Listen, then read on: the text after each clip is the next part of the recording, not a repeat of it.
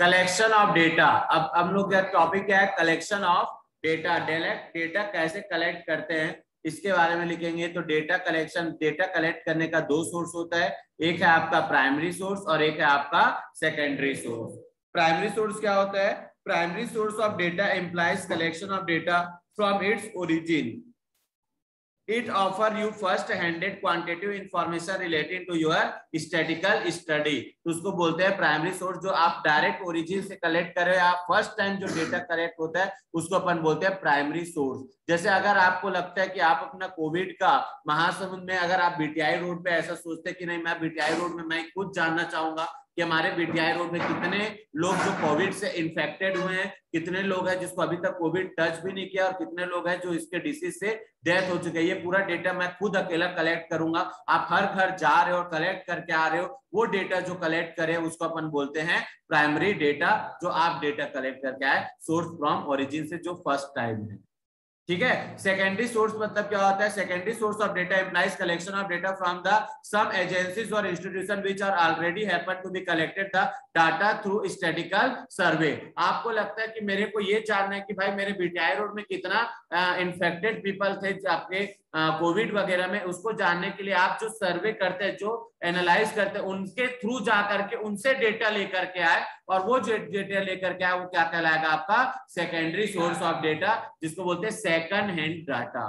Clear है? तो primary data से, अगर प्राइमरी सोर्स से प्राइमरी डेटा कलेक्ट होता है, सेकेंडरी सोर्स से सेकेंडरी डेटा कलेक्ट होता है। प्राइमरी डेटा क्या कहलाता है? Primary data bye investigator for whom own purpose from its first time from beginning to end are collected from primary data.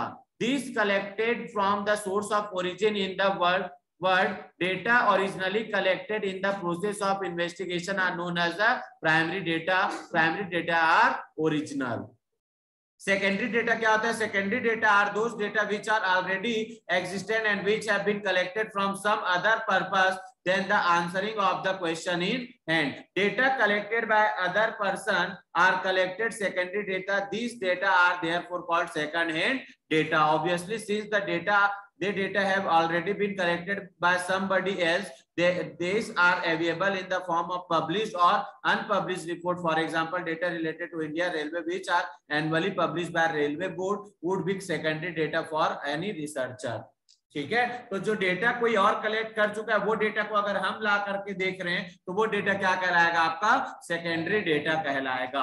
ठीक है। दोनों में डिफरेंस बिटवीन क्या है भाई? तो प्राइमरी डेटा ज्यादा ओरिजिनल होता है आपकी सेकेंडरी डेटा से। प्राइमरी डेटा का ऑब्जेक्टिव अगर देखा जाए तो primary data are always specific objective. अगर एक स्पेसिफिक ऑब्जेक्टिव है आपका इन्वेस्टिगेटर का, तो वो प्राइमरी ऑब्जेक्टिव कहलाएगा, है ना, प्राइमरी डेटा करेगा। और अगर एक कोई स्पेसिफिक ऑब्जेक्टिव नहीं है, बस वो एडजस्ट कर सकता है कोई भी डेटा को, तो उसको अपन सेकेंडरी डेटा बोलते हैं। Difference in cost of collection, आपका प्राइमरी डेटा में सबसे ज्यादा कॉस्ट लगता है और सेकेंडरी डेटा में मिनिमम कॉस्ट लगता है। स्पेसिफिक मतलब आपका पर्पस ये कि मेरे को एकदम 100% डेटा लाना है, वही सेम डेटा जो है उसको बोलते हैं स्पेसिफिक ऑब्जेक्टिव। आप बोले बस जनरली ऐसी डेटा कलेक्ट करना है तो उसको बोलेंगे जिसमें एडजस्टेबल इंपॉर्टेंट है, वो आएगा आपका सेकेंडरी ऑब्जेक्टिव, सेकेंडरी डेटा। ठीक है। तो डेटा कलेक्ट करने का दो मेथड है भाई, आपका प्राइमरी डेटा, प्राइमरी सोर्स और सेकेंडरी सोर्स। प्राइमरी सोर्स से हम प्राइमरी डेटा कलेक्ट करते हैं और सेकेंडरी सोर्स से हम सेकेंडरी डेटा कलेक्ट करते हैं। प्राइमरी डेटा क्या होता है? जो फर्स्ट टाइम अपन ओरिजिन से निकालते हैं उसको प्राइमरी डेटा बोला जाता है। जो फर्स्ट हैंडेड बोलते हैं जिसको सेकेंडरी डेटा मतलब होता है जो डेटा से डेटा कलेक्ट करते हैं उसको सेकेंडरी डेटा बोलते हैं। डिफरेंस क्या क्या है इन लोग के बीच में? तो ओरिजिनलिटी, तो प्राइमरी डेटा ज्यादा ओरिजिनल होता है रेदर देन सेकेंडरी डेटा। ठीक है। ऑब्जेक्टिव, तो स्पेसिफिक ऑब्जेक्टिव के साथ वर्क करते हैं प्राइमरी डेटा के लिए, और सेकेंडरी डेटा में हम एडजस्ट कर सकते हैं, अगर कोई डेटा ऊपर नीचे है तो उसको हम एडजस्ट कर सकते हैं। Cost of collection, primary data collect करने में ज्यादा कॉस्ट लगता है और सेकेंडरी डेटा कलेक्ट करने में कम कॉस्ट लगता है, जिसको इकोनॉमिकल बोला जाता है। ठीक है। और अगर यहाँ पर लिखे तो फोर्थ पॉइंट करके लिख सकते हैं टाइम कंज्यूमिंग। टाइम कंज्यूमिंग, तो प्राइमरी डेटा कलेक्ट करने में सबसे ज्यादा टाइम लगता है और सेकेंडरी डेटा कलेक्ट करने में मिनिमम टाइम लगता है। टाइम सेव होता है सेकेंडरी डेटा पे और प्राइमरी डेटा में टाइम कंज्यूमिंग लगता है। ठीक है। एक्यूरेसी करके और लिख सकते हैं, जो आपको लगता है। आप दोनों में बहुत सारे डिफरेंस निकाल सकते हैं। एक्यूरेसी, एक्यूरेट, हम खुद डेटा कलेक्ट करेंगे वो ज्यादा एक्यूरेट होगा रेदर देन जो दूसरा कलेक्ट किया उससे डेटा कलेक्ट करना। प्राइमरी डेटा ज्यादा एक्यूरेट होता है rather than secondary data. Clear है। तो ऐसे आप बहुत सारे डिफरेंस आपको पता चल सकता है। उसके बाद बोलते हैं कि भाई अगर आप प्राइमरी डेटा कलेक्ट करते हो तो प्राइमरी डेटा कलेक्ट करने का मेजर यहाँ पर 4 आपका डिफरेंट दिया है। एक दिया डायरेक्ट पर्सनल इन्वेस्टिगेशन, एक दिया है आपका इनडायरेक्ट ओरल इन्वेस्टिगेशन, एक दिया है data information through local source, और एक दिया आपका information through questionnaires. Information through questionnaires के अंदर 2 पॉइंट दिया हुआ है। एक दिया है आपका मेलिंग मेथड और एक दिया है आपका एनुमरेटर मेथड। तो आपको 4 पॉइंट मेन हम लोग 5 बोलते हैं, first, second, third, fourth and fifth. इसको हम fourth, first, second, third, fourth, fifth बोलते हैं। लेकिन यहाँ पर अगर आपको आपके बुक के वाइज अगर आपको पढ़ना है तो बोलेंगे कि डेटा प्राइमरी डेटा कलेक्ट करने का 4 मेथड होता है। 4 में एक जो चौथा मेथड है उसके अंदर 2 पार्ट होते हैं। ठीक है। सबसे पहला लिखा है डायरेक्ट पर्सनल इन्वेस्टिगेशन, सेकंड लिखा है इनडायरेक्ट ओरल इन्वेस्टिगेशन, थर्ड है आपका इंफॉर्मेशन फ्रॉम लोकल करेस्पॉन्डेंस, और फोर्थ लिखा है information through questionnaires. Information through questionnaires by mailing method, information through questionnaires by enumerator method. ये 5 मेथड से आप प्राइमरी डेटा कलेक्ट करते हो। 5 मेथड है जिससे आप क्या कर सकते हो, प्राइमरी डेटा कलेक्ट कर सकते हो। पहला लिखा है डायरेक्ट पर्सनल इन्वेस्टिगेशन। क्या होता है, ध्यान से समझिएगा। डायरेक्ट पर्सनल इन्वेस्टिगेशन मतलब होता है कि जो इन्वेस्टिगेटर जो डेटा कलेक्ट करता है उसको इन्वेस्टिगेटर बोलते हैं, जो डेटा कलेक्ट करता है। जिससे वो डेटा लेता है उसको इंफॉर्मेंट बोलते हैं। क्या बोलते हैं, इंफॉर्मेंट, जिससे वो इंफॉर्मेशन लेता है। तो अगर इन्वेस्टिगेटर जिससे डेटा लेना है उसी इंफॉर्मेंट से डायरेक्ट मीट आउट करता है और उससे डेटा कलेक्ट करता है, उसको बोलेंगे डायरेक्ट पर्सनल इन्वेस्टिगेशन। क्या बोलेंगे, डायरेक्ट पर्सनल इन्वेस्टिगेशन। क्लियर है। अगर मुझे किसी के बारे में जानना है, मैं मान लो जाए मुझे आपके बारे में अगर जानना है तो मैं अगर जानना चाहूंगा तो आपसे डायरेक्ट अगर मिल करके आपके बारे में आपका नॉलेज ले रहा हूं, आपसे क्वेश्चन करके आपका नॉलेज ले रहा हूं, तो मेरा कहलाएगा डायरेक्ट पर्सनल इन्वेस्टिगेशन। क्लियर है, समझ आया डायरेक्ट पर्सनल इन्वेस्टिगेशन क्या होता है। डायरेक्ट पर्सनल इन्वेस्टिगेशन में इन्वेस्टिगेटर इंफॉर्मेंट से डायरेक्टली मिलता है और उसी से डेटा कलेक्ट करता है, उसको बोलते हैं डायरेक्ट पर्सनल इन्वेस्टिगेशन। क्लियर है। Indirect oral investigation, indirect oral investigation मतलब होता है अगर आप डेटा जिस इंफॉर्मेंट का डेटा चाहिए उसको उसके किसी और से पता कर रहे हो, उसको अपन बोलेंगे indirect oral investigation. Indirect oral investigation. Clear है। अगर मुझे भाई मिस्टर एक्स के बारे में जानना है कि मिस्टर एक्स का स्वभाव कैसा है, अगर मैं उसके बारे में, अगर किसके कोई जो बाजू है अड़ोसी पड़ोसी, उससे अगर मैं डेटा कलेक्ट कर रहा हूं, उसके बारे में पूछ रहा हूं कि वो है कैसा, क्या काम करता है, कैसा है, ये सब अगर मैं डेटा कलेक्ट कर रहा हूं तो उसको अपन बोलेंगे इनडायरेक्ट ओरल इन्वेस्टिगेशन। क्लियर है। इनडायरेक्ट ओरल इन्वेस्टिगेशन मतलब किसी दूसरे से आप पूछना, दूसरे के बारे में, वो कहलाता है आपका indirect oral investigation. Information collected by local correspondence या लोकल सोर्स, तो ये काम करते हैं आपके जितने भी न्यूज़पेपर वाले हैं, जितने भी आपके न्यूज चैनल वाले हैं, इन लोग हर एरिया पे एक अपना लोकल करेस्पॉन्डेंट रखे हुए हैं, एक अपना खुद का बंदा रखा हुआ है कि उस आसपास अगर कभी भी कुछ भी इन्वायरमेंट में चेंजेस आएगा तो उसका डेटा वो तुरंत उसको क्या करे, सब बना करके सामने वाला को प्रोवाइड करे। जो काम कौन करता है, ये न्यूज़पेपर वाले लोग करते हैं, उसको बोलते हैं इंफॉर्मेशन फ्रॉम लोकल सोर्स और लोकल करेस्पॉन्डेंस। ठीक है, ये 3 पहले पढ़ेंगे, देन उसके बाद आपका आगे आएगा। पहला देखो आप लिखा क्या है, direct personal investigation. Direct personal investigation is the method by which data are personally collected by the investigator from the informant. In other words, the investigator establishes direct relation with the person from whom the information is to be obtained. The success of this method, however, required that all the investigator would be very delight, efficient, impartial and tolerant. ठीक है, suitable कहाँ कहाँ है भाई? Direct personal investigation, please पढ़ लीजिएगा. The field of investigation is limited और not very large. जहां पर लिमिटेड नंबर का है पीपल, वहां ग्रेटर डिग्री ऑफ ओरिजिनलिटी. अगर आपको 100% या बहुत ज्यादा आपको ओरिजिनलिटी डेटा चाहिए तो आपको डायरेक्ट पर्सनल इन्वेस्टिगेशन करना पड़ेगा. इंफॉर्मेशन टू बी सीक्रेट, अगर आपको उस इंफॉर्मेशन को किसी को भी नहीं बताना है तो आप डायरेक्ट पर्सनल इन्वेस्टिगेशन करेंगे. Accuracy of data is of the great significant. आपका एक्यूरेसी ऑफ डेटा ज्यादा महत्वपूर्ण रखता है तो आपको डायरेक्ट पर्सनल इन्वेस्टिगेशन करना है. When direct contact with the information is required, जो इंफॉर्मेंट है उसके डायरेक्ट मुलाकात हो सकता है तो आप डायरेक्ट उससे क्या कर लो, डेटा कलेक्ट कर लो. ये सुटेबल है.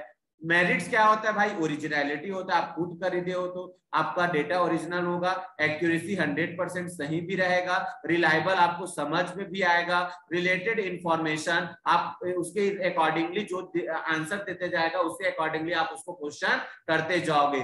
यूनिफॉर्मिटी रहेगा और इलास्टिक रहेगा. इलास्टिक मतलब उसके आंसर के हिसाब से आप अपने आपका क्वेश्चन को चेंज कर सकते हो.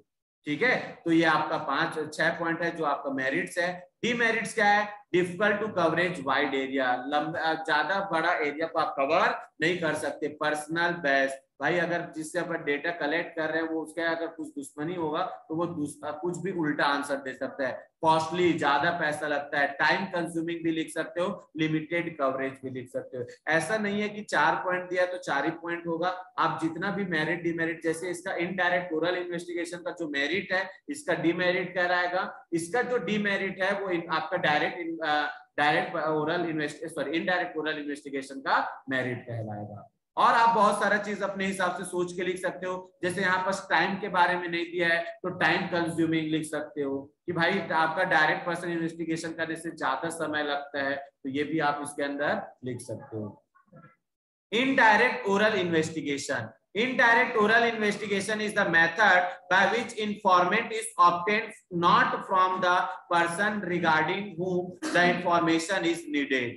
It is collected orally from the other person who are expected to possess the necessary information.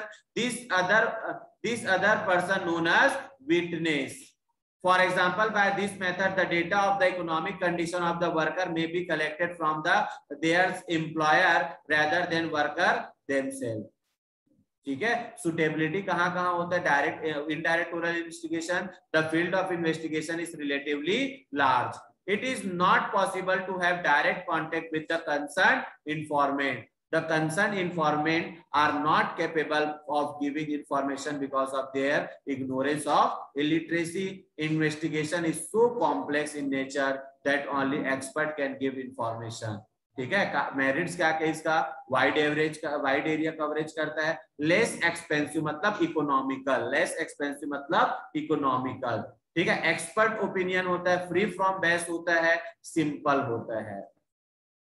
Demerit, less accurate. Best, अगर भाई जिसके बारे में मैं डेटा कलेक्ट कर रहा हूं और जिसके थ्रू पूछ रहा हूं वो बंदा का उसके साथ दुश्मनी है तो कितना भी अच्छा रहेगा गलत आंसर देगा तो बेस्टनेस होगा. डाउटफुल कंक्लूजन, अब मैं उसका जो भी आंसर दिया 100% तो नहीं सर मैं बोल सकता, डाउटफुल कंक्लूजन होगा. ठीक है, तो ये 3 आपका डीमेरिट्स में आ जाएगा. इंफॉर्मेंट from local source. Local source से अगर डेटा कलेक्ट करते हैं तो कैसे होता है? Under this method the investigator appoint local person और correspondent at different place. They collect information in their own way, furnish the same to the investigation. Suitability क्या है? Regular and continuous information is needed. Regular आपको data मिलेगा. Area of investigation is large. Area of investigation क्या होता है इसका? Large होता है. Information is to be used by general, magazine, radio, TV etcetera and a very high degree of accuracy information is not required. इसका merits क्या क्या है भाई? इकोनॉमिकल होता है, कम पैसा लगता है. वाइड कवरेज, पूरे बहुत बड़ा एरिया कवर कर सकता है. कंटिन्यूटी, हर बेसिस पे आपको, डेली बेसिस पे आपको क्या मिलेगा? डेटा मिलेगा. Suitable for special purpose. Demerits क्या है? Loss of originality. Data original नहीं रहेगा, लैक ऑफ यूनिफॉर्मिटी, यूनिफॉर्म नहीं रहेगा, पर्सनल बेस्टनेस हो सकता है, लेस एक्यूरेट हो सकता है, डिले इन एक्शन होगा, डिले इन एक्शन होगा। बाय मेलिंग और एनुमरेटर, ठीक है, ये आपका चौथा पॉइंट होता है जो डेटा डायरेक्ट आपका प्राइमरी डेटा कलेक्ट करने का। इसके अंदर हम लोग 2 पॉइंट पढ़ने वाले हैं, बाय ए और and B, data collected by mailing method और data collected by enumerator. Data collected by questionnaires है, एक्चुअली है तो क्वेश्चनरीज, ये क्वेश्चनरीज और शेड्यूल्स क्या होता है, शेड्यूल मतलब एनुमरेटर होता है और क्वेश्चनरीज मतलब अगर आप मेलिंग के थ्रू डेटा कलेक्ट कर रहे हो तो।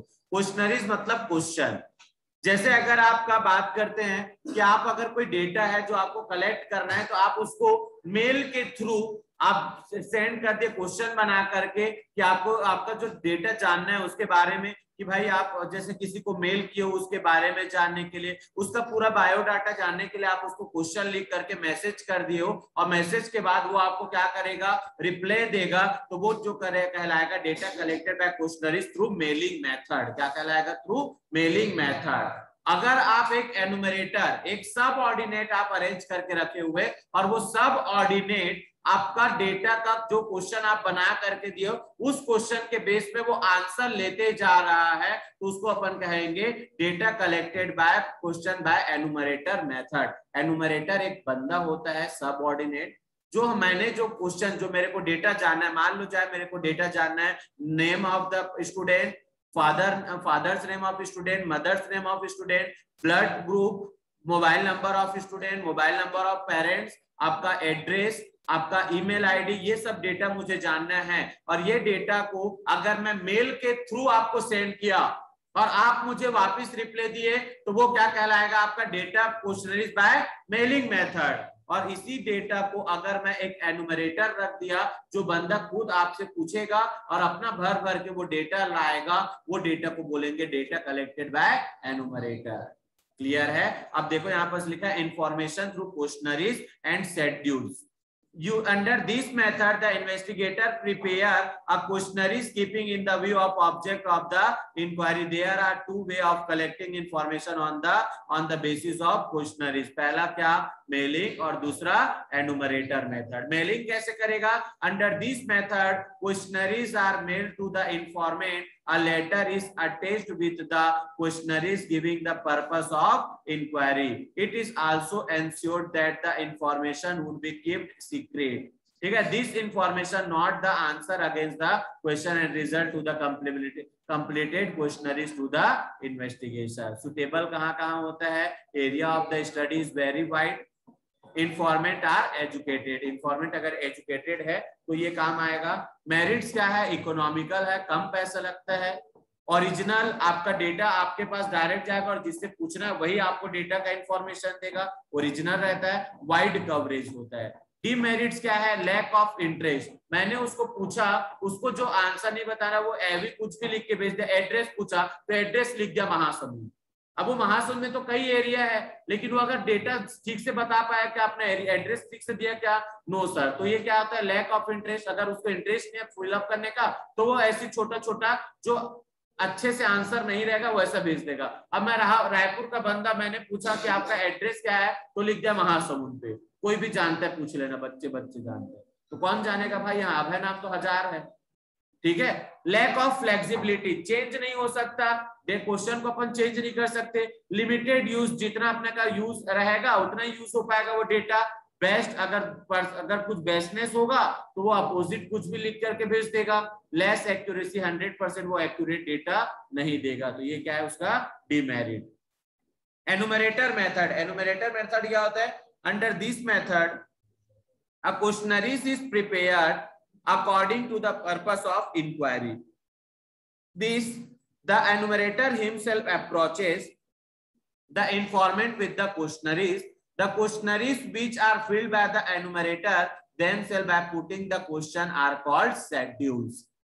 Thus under this method, the enumerator himself filling the schedules after seeking information for the informant. Enumerator are those person who help the investigator in collect the data. The enumerator are giving trained training to fulfill the schedule and put the question intelligently to obtain accurate information. Suitable क्या है? Field of investigation is large. The investigation need specialized and skilled investigation. Investigators are well versed the local language, cultural norms, and of the informant.